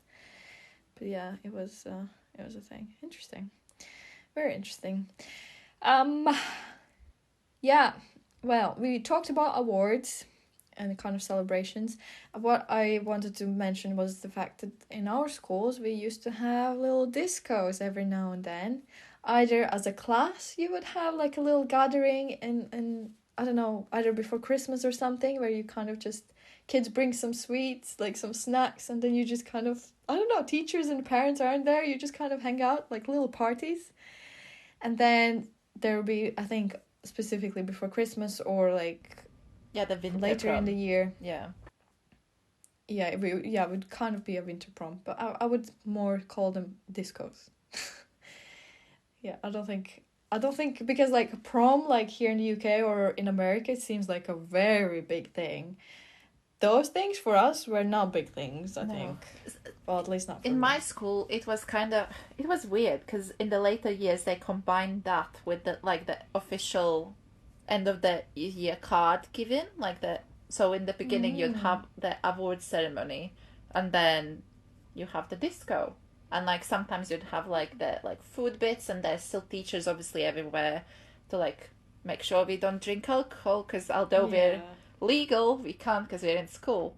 So that was weird, but it was so fun. And I remember I hated going to them when I was younger, but then as I got older, I realized, who cares about boys? I'm gonna have fun with my girls, and it was just so much fun with friends. And then my sister, she's 3 years younger than me, and when I was in my 12th grade, that was the first year they allowed to bring guests or whatever, and I brought her as my she was just there because she was in 9th grade, and they allowed her to be there, and my cousin was there, like my cousin's younger sister was there, so it was just like a blast. I was like, oh my god, this is so much fun.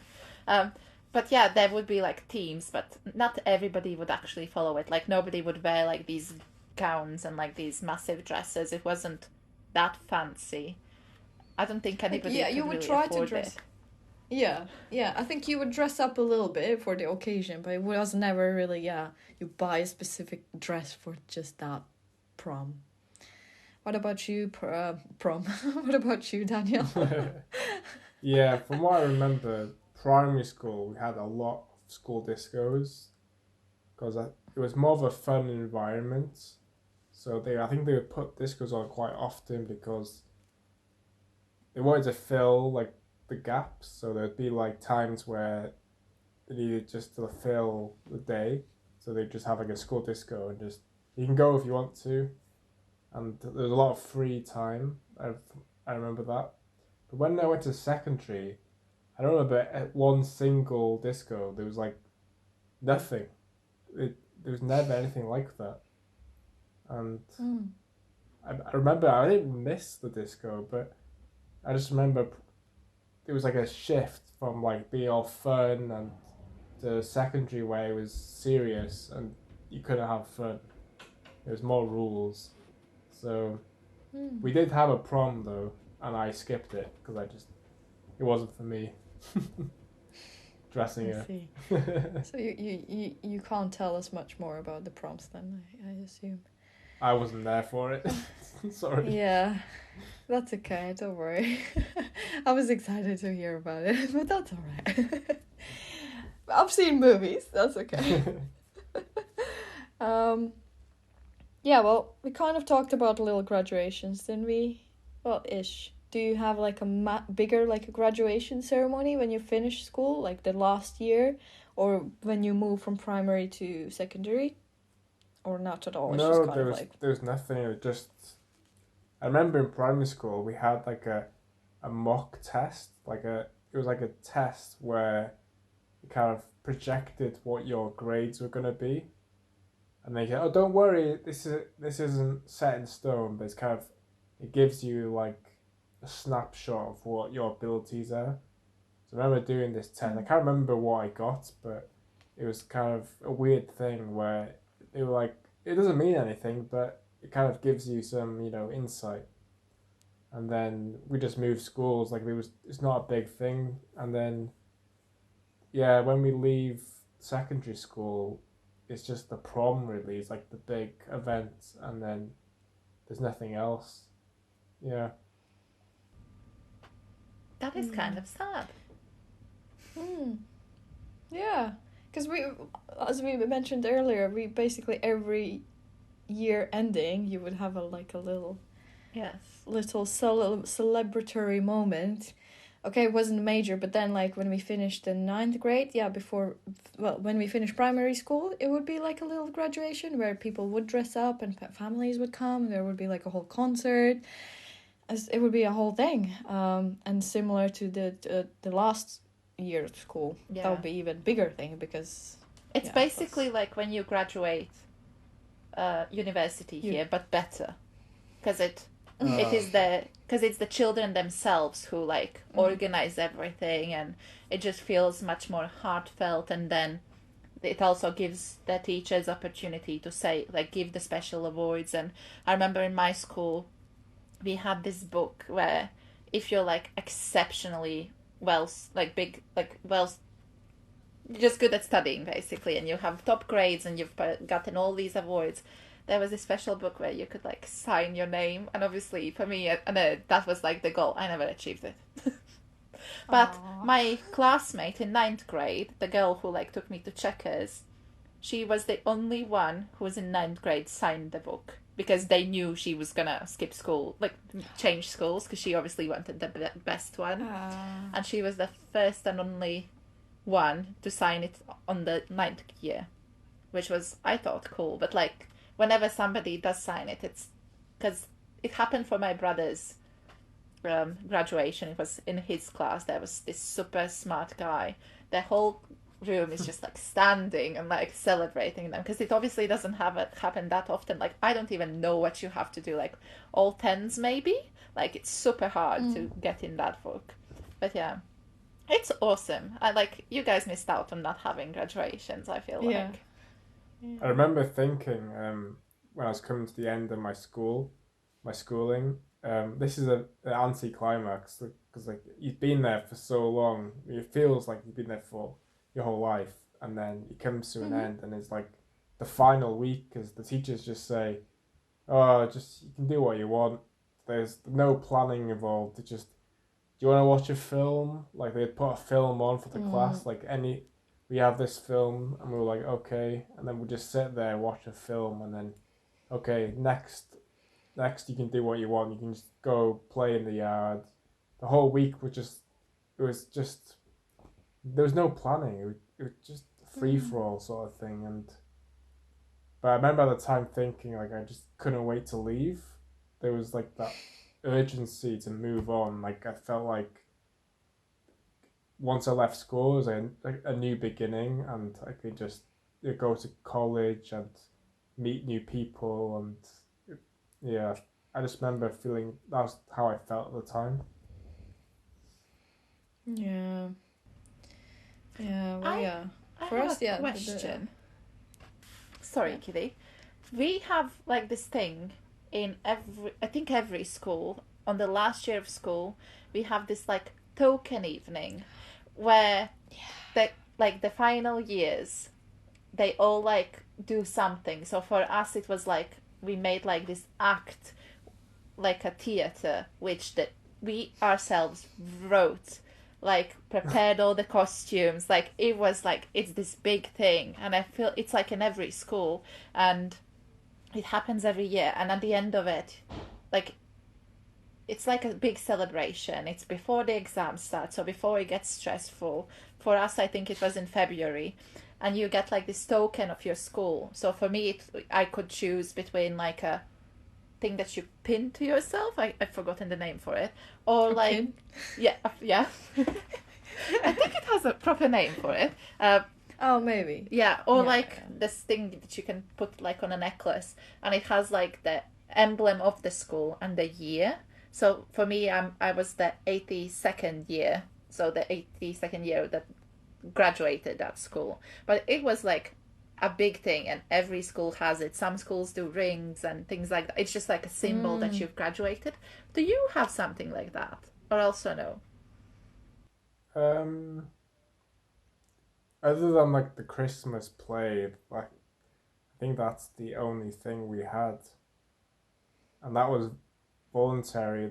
Yeah, that was it was done through the school. Obviously, like the teachers were quite involved in it, but in primary school you had to do it. You had to be involved in like the Christmas bit. In secondary, it was if you wanted to. But then at the end of the school year, there was no such play. No, I don't remember anything. So you don't get tokens once you like graduate or anything from the school? It's like from uni we got those little pins as well. Okay. I think here. No, I don't remember. We have our bracelet one. I don't remember anything. Yeah. For me, in my school, I mean, it's supposed to be a big thing, but my class, we were quite lazy. We didn't prepare a major thing. It was kind of last minute. Our teacher wasn't happy with us. It wasn't very good relationship as a whole class and the teacher, unfortunately. I liked her. I think she liked me, but like as a whole class, it wasn't the best. I don't know. So I don't know. We kind of put something together, but it wasn't a major deal. I don't know. I wouldn't say. I actually recently found a little video of it, and yeah, it's kind of cringy. So, Kitty, in your school, was it like for each class it was a separate thing? Because for me, it was the I think whole so. year. Like all of the classes come Ah. together, and this is like. So that was like this big thing, and then we had time to prepare. But obviously, you could do as little or as much as you wanted to. Well, I think I think I maybe it was an option, but everyone chose to be separate classes, so everyone did it like on their own. I don't like that's the thing. I don't think we had the time, and no one was that as motivated to put everyone together and really put anything like specific. There were some like a lot of classmates were already like over school, like they were not really wanting to put much effort anyway. So it did happen. It was a big thing. Like it was a relatively big event because we rented out. We were in this very fancy Riga's theater place. And we did get, I think I got a pin as well. I really wanted that they did rings for us, but they didn't. Or maybe they did, but I couldn't afford it anyway, so it doesn't matter. But I really wanted a ring. I know my friend, she went to an even fancier gymnasium and they did do rings. And I was like, oh, it'd be such a cool thing, wouldn't it? Yeah. But yeah. But I think, you know what? It's the last year of school and it's like in place of the last bell, isn't it? No, you still get the last bell, I feel like, at the end of the year. Because usually the token evening, at least for my school, it was always before earlier, the exams, yeah. so like February time. Yeah. I see. Yeah, I can't remember specifics. My graduation as well. I worked late the day before my graduation, so I didn't really. I mean, I woke up and I didn't really get ready. Everyone was so fancy. I don't know. I wasn't feeling it. I If I'm skipped honest, mine because I was ill. I was already in the mindset that I had to. Yeah, I wanted to work to save money to come to the UK, and like I was already kind of aiming and like stressing about that rather than, and because I think it's because of the relationship in our class. It wasn't like I had my best friend, like we were very close buddies and stuff, but like the rest of the class it wasn't really like we weren't. I don't know, there's something missing. I was sad that it was the case, but it is what it is. Yeah, other than that, people do plan to like celebrate afterwards, like the last they get their diplomas or whatnot, and then they can celebrate together. But I think everyone just kind of did it with their families and whatnot. Okay, so I would like us to finish up because this is a lot longer than we anticipated. I'm so sorry. We might need to split it up, man, because it's a very long episode. Okay, so the last question is there anything you or us we would like to wish youngsters that are either finishing school or that are about to go into school or something, or like something you would have wanted to hear as a younger version of yourself? I think what I would say to any student or who they're struggling in school, they're stressing about everyday life, just remember like it's such a small part of your life being in school, and once you leave school that's where life really begins. That's when that's what makes you really as a person. That's from my experience, because I feel like my schooling wasn't the best, and once I went to college, once I went to university, and once I've started working full time, that's that's the good bit. I feel like a lot of kids have unhappy times in school, and just try not to get so stressed, because when you think back, like the things that really upset you in school, like thinking back now, it was such a small thing, and you made it such a big thing as a teenager. I know it's not easy when you're going through all these emotions and you know, but yeah, that's what I would say. Okay. That was nice. Thank you. Liggy? So I'm like total opposite, I suppose. So for me, school was a safe haven because things were very bad at home when I was growing up. So I would say if that's the case to any of you guys, just enjoy it and like get whatever you can from school. And if you want to stay extra and do extra, you can and you totally should. And maybe reach out to teachers and talk to somebody, because when I did it too late, because I only started talking about things that I should have been talking about when I was 18 already, like in my last year of high school. That's when I was like, oh, this is actually not okay and I feel like I need some help. So yeah, just school is like a second home, and I know it might not be the best situation for most of us, but yeah, the teachers are there to like help you and take care of you. So I would encourage you to, I don't know, maybe talk to them and trust them, and they aren't as bad and scary as we feel like. They're actually cool people. They're very cool people deep inside, and sometimes not even that deep inside. Yeah. Well, that's also nice. That is nice.